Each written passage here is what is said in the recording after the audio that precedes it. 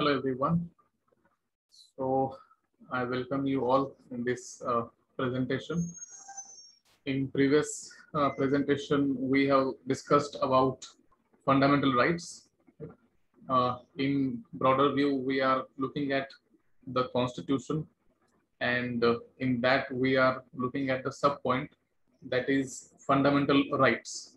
Okay, and we have already seen what exactly do we mean by fundamental rights, and we have also seen that what is the importance, that why fundamental rights are important for any individual. Okay, so now we are going to discuss about what or which fundamental rights are exactly mentioned in the Constitution. So we are going to have a look at that. So let's begin. So the first one is, and for your understanding, let me tell you that initially when the Constitution was framed, at that time, around 7 fundamental rights were there in Indian Constitution. Okay. However, later on, right to property was removed, and now we have in total 6 fundamental rights mentioned in the Constitution. Okay, so remember this one. Initially, we had 7 fundamental rights, but now at present we have 6 fundamental rights. So we are going to look at those rights. Okay, and in previous presentation, I told you that all the fundamental rights are mentioned in part 3 of the Constitution. And if I talk about articles, so it is ranging from Article 12 to Article 35.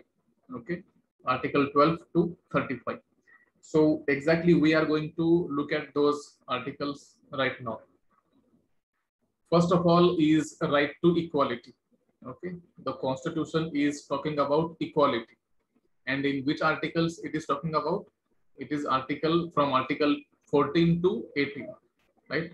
14, 15, 16, 17, 18. These are the rights. Okay, these are the rights which are talking about fundamental, we can say, right to equality. These are the articles which are discussing or talking about equality. Okay, so equality point is essential over here, and you have to remember these articles, that is Article 14 to Article 18. Okay, and what kind of equality? As you can see on the screen, it is right to equality guarantees like equal rights for everyone, right? Irrespective of religion, gender, caste, race, or place of birth, right? You have to maintain this equality irrespective of all these categories or all these criteria. So it ensures equal employment opportunities in government and ensures against discrimination. Okay, it is ensuring that equal employment opportunities will be made available, and there will be no scope for any kind of discrimination. And who will ensure? The Constitution, and of course the one who are, can say, running the countries, like the central government, state government, all these bodies will take care of these things. Okay, so so there will be no discrimination by the state in matters of employment on the basis of caste, religion, okay, or creed, gender, etc. There will be no discrimination while giving employment to the people. This right also includes the right, you can say, abolition, right? This also includes the abolition of titles as well as untouchability. In British India, we know that the titles were given, many titles were given to people. Okay, and now it is no more valid. Okay, those titles are no more valid, and untouchability is completely banned in India. Okay, untouchability is not expected. It is not permitted in any case. If anyone found, practicing untouchability, okay, or can say respecting the lower caste people. So in this case, these people can be, imprisoned. Right, the law will take its course, And as per the rules mentioned in the constitution, as per those articles, these people who are practicing untouchability, they will be behind the bars. Okay. And judiciary will deliver justice to the one who are victimized. Next one is right to freedom. This is second right. Okay. Which we can say again, articles are ranging from Article 19 to 22. Here it talks about right to freedom. So freedom is one of the most important ideals, cherished by any democratic society, okay, or any democracy. Freedom is the most important point in any democracy. So the Indian Constitution guarantees freedom to citizens, okay, and the freedom right includes, many rights such as freedom of expression, freedom of speech, freedom of assembly without arms, right? Freedom of, we can say, organization. Many more points are there, as you can see on the screen. These all rights are mentioned under right to freedom. In short, we can say that freedom is given to every citizen of this country. Okay, in which you can say you have right to express yourself, right to speech. You can speak whatever you think better, or you can express yourself. Expressing yourself simply means that you can express your thoughts in public as well. Okay, unless and until it goes against constitution, you can speak anything you want. Even you can speak against the government if government is doing something wrong.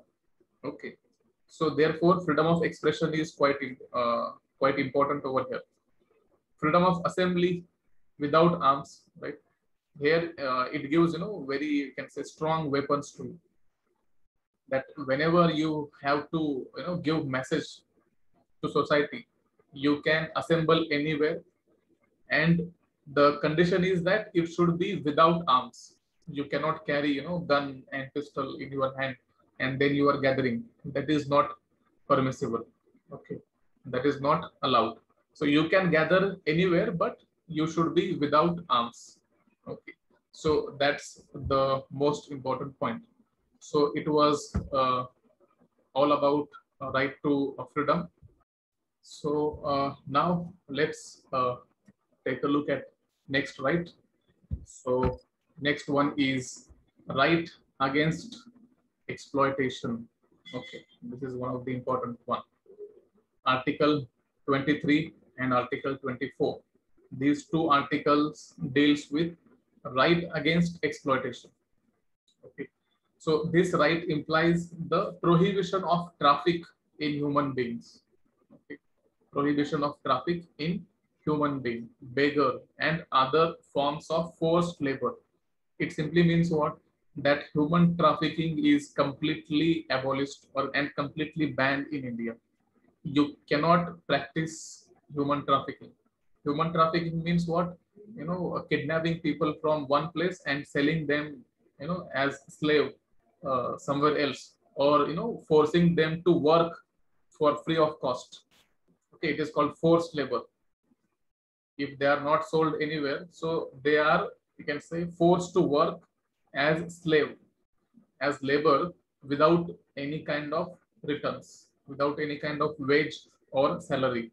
Many times, they are forced to beg on road. You see beggars. So that is also not allowed.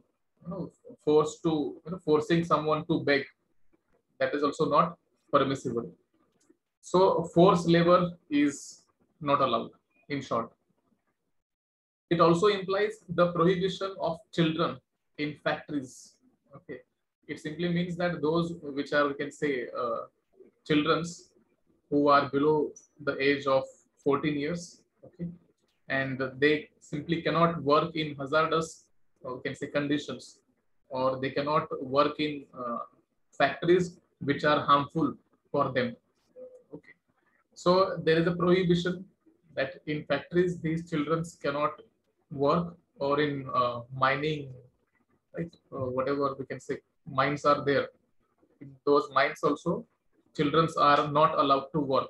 In short, people cannot force, because ultimately we know that the child uh, labor was quite famous, and the reason is children's demand very less wages, whereas the young or the mature people demand high wages, and for that reason only, the children were employed, so that the cost of the owner of that mine or factory will be reduced.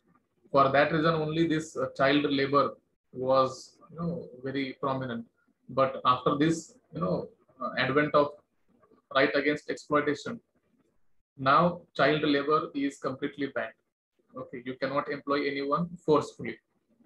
So that is all about right against exploitation. So exploitation is not permissible in India. Next one is right to freedom of religion. Again, essential article ranging from Article 25 to 28. So it indicates the secular nature of Indian polity. Okay. Many times it is being said that criticizers, those who criticize Indian Constitution, they says that the word secular was not mentioned in the Constitution anywhere, or forcefully it is added in preamble, by 42nd and 44th Amendment. So by a few amendments, the word secular was added to the Constitution. No, for this reason, it was being criticized. But if you think of Article 25 to 28, it simply shows that Indian Constitution, by its origin itself, originally Indian Constitution was secular in nature. Okay, because you can see right to freedom of religion under Article 25 to 28. These all articles are not added later. They were from, we can say, beginning, right from the beginning. And it shows what, that each and every person can practice and profess and propagate the religion he or she is willing to. Okay, any religion you can practice, you can profess, and you can propagate your religion, and no one will stop you unless and until you are dominating on others religion. You can peacefully propagate your religion without any kind of force, without any kind of pressure.